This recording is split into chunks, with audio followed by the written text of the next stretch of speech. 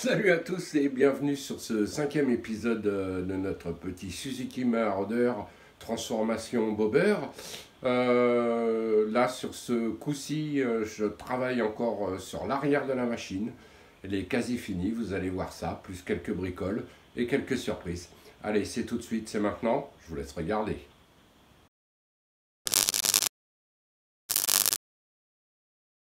Là, je suis en train de finaliser mon support de plaque et feu.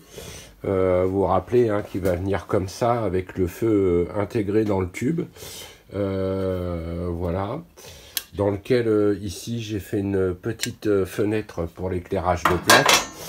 Donc il va se trouver comme ça. Voilà, quelque part par là. Pas facile, hein. Hop, un peu de recul.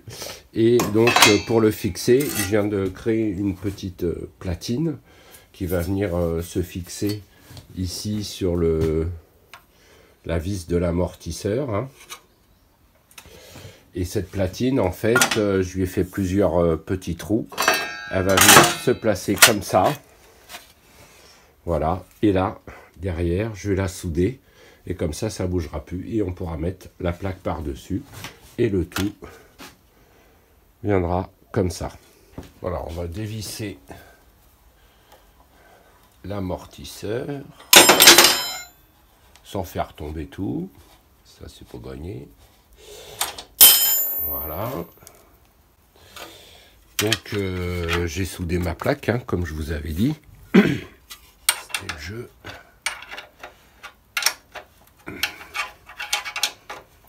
Ok, voilà.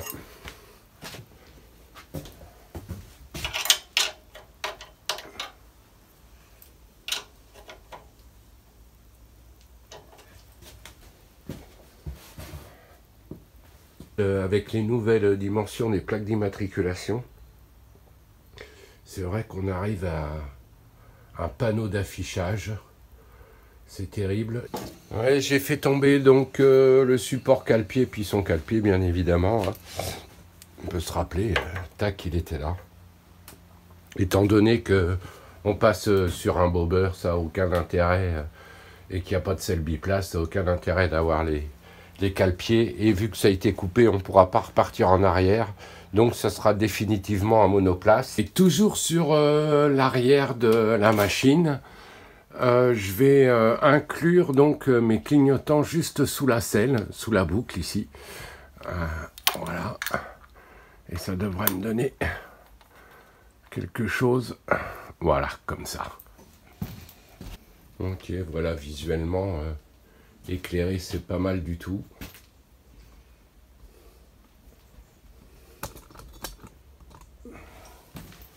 Si je le mets en clignotant,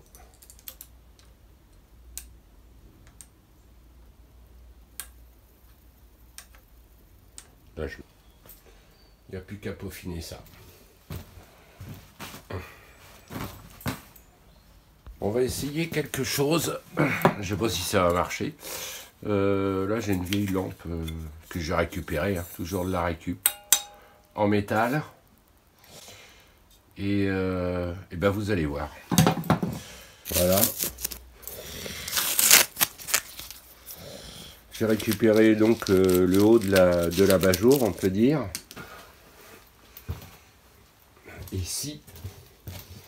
Ici, à la place du trou de la serrure ici, je faisais un emplacement ici pour la prise d'air.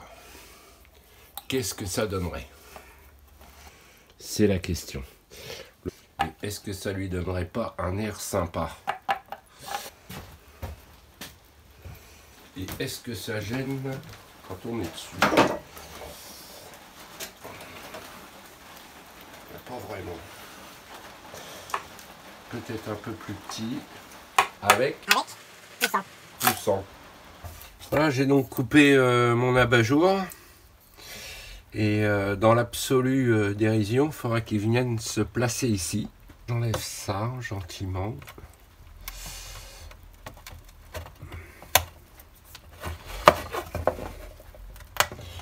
Voilà. Désolé pour Monsieur Suzuki. Je lui enlève ses lettres. C'est encore marqué sur le moteur, donc c'est pas trop grave. Puis, j'aime pas les panneaux publicitaires. Alors, c'est là que ça se complique.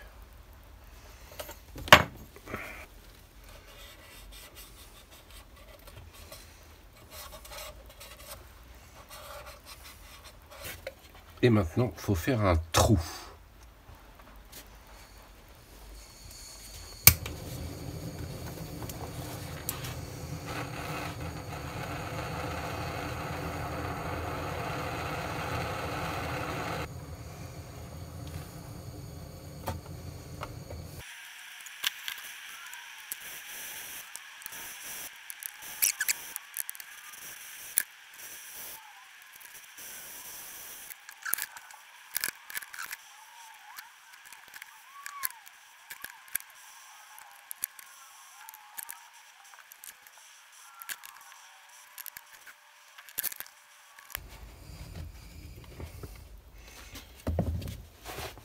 Ça y est, on arrive au bout. Alors surtout, on va bien conserver cette pièce-là. Si jamais ça plaît pas, et ben on pourra toujours la remettre, un coup de ponçage, un coup de colle, et on devrait être pas mal. Hop. Donc, à conserver.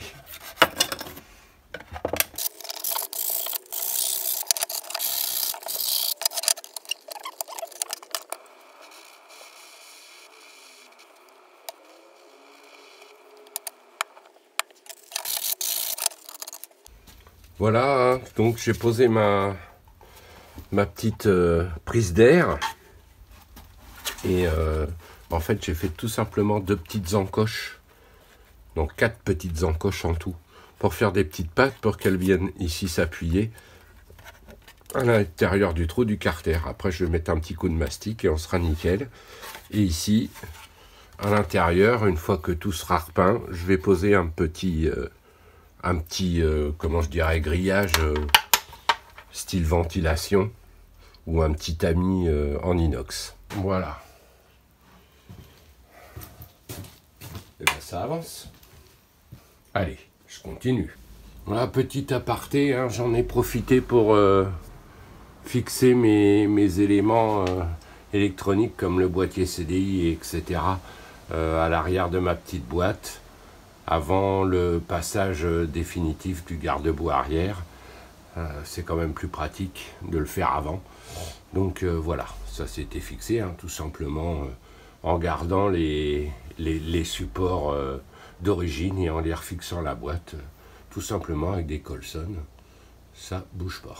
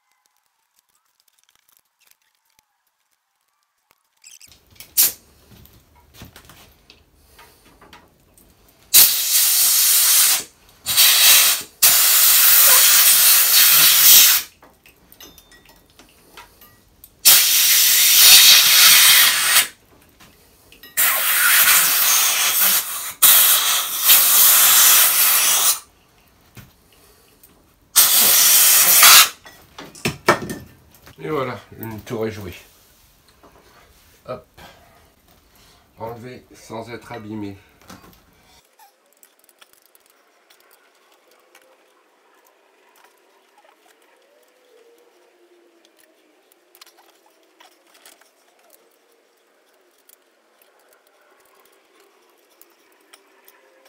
Au revoir, monsieur le guidon.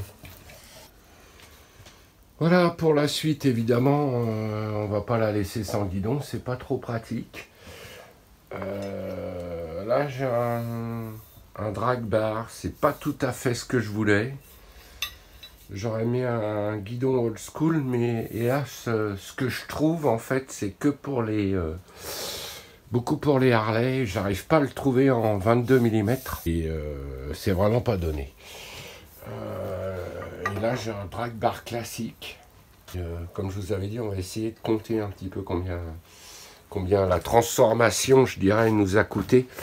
Comme vous pouvez le voir, en fait, ça coûte, quand on a 2-3 éléments et un petit peu d'idées, ça coûte pas énormément.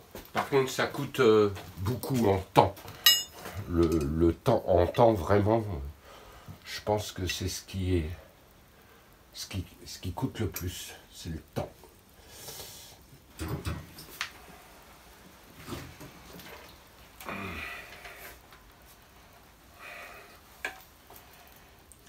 C'est pas mal. Par contre, en assise, on est pas mal.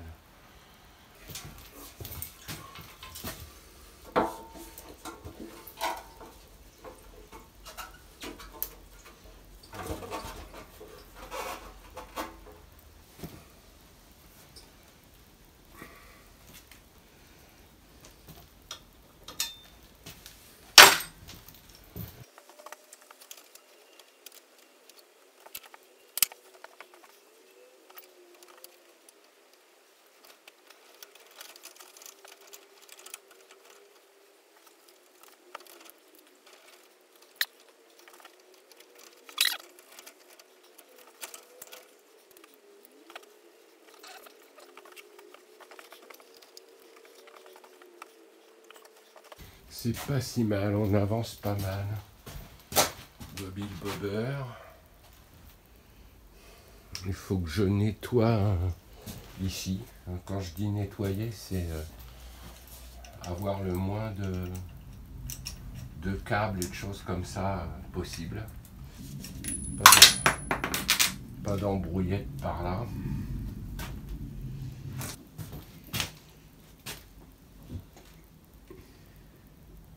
Faire attention entre la hauteur du guidon et quand on le tourne, que les commodos et le guidon viennent pas taper dans le réservoir. C'est toujours un truc qu'on oublie. En plus, la roue avant est fixée dans la table, donc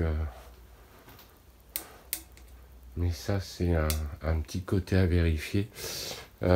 Si jamais ça passe pas et que je décide de garder ce guidon là, ce que je peux faire, c'est changer les pontets et en mettre des un peu plus hauts. Ok, je vais prendre les mesures, je fais les cotes et je vois si je continue sur ce guidon là ou si j'investis dans un guidon old school que je voulais. Enfin, si j'investis, c'est pas que je voulais pas investir, c'est qu'il faudrait que je pousse mes recherches et que j'arrive à trouver vraiment la forme que je veux. Parce que si c'est pour retomber sur un guidon, je dirais basique, autant garder celui qu'il y avait. Voilà pour conclure cet épisode, et avant de vous quitter, je vous montre un petit peu l'arrière de la machine, là qui a été un petit peu remonté, je dirais, qui commence à être remonté définitivement. Je fais les derniers réglages, où on a quand même des premières couches de peinture qui arrivent. Notre support de plaque qui a été légèrement modifié ici. J'ai raccourci un petit peu, hein, bien sûr. J'ai opté pour peindre mes barres de soutien de garde-boue en noir, comme le cadre. On dit que le diable est dans les détails. J'aime bien les petits trucs marrants. Donc j'ai opté, cette fois-ci, je vais faire quelques rondelles un peu spéciales. Allez, je m'avance. Vous les avez reconnus? Pour les plus anciens d'entre nous. 1961. La fameuse pièce de 1 franc. Ah, on commence à bien voir la ligne de la moto. Hein. Je voulais surtout qu'elle soit super basse. Et ben, ça m'a l'air pas mal. On est bien rabaissé, il n'y a rien qui remonte. Je vais enfin pouvoir passer sur l'avant de la machine. Quelques petites modifs, rien de trop gros. Encore ma prise d'air ici, là, pour mon carbu à peaufiner. Mais ça commence à prendre bonne allure. Donc voilà pour cette 5e vidéo où on commence à attaquer l'avant. Surtout, n'hésitez pas à laisser des commentaires ou même si vous avez des idées ou votre avis sur le guidon, parce que je suis un petit peu, je dirais pas arrêté, mais c'est pas mal comme ça.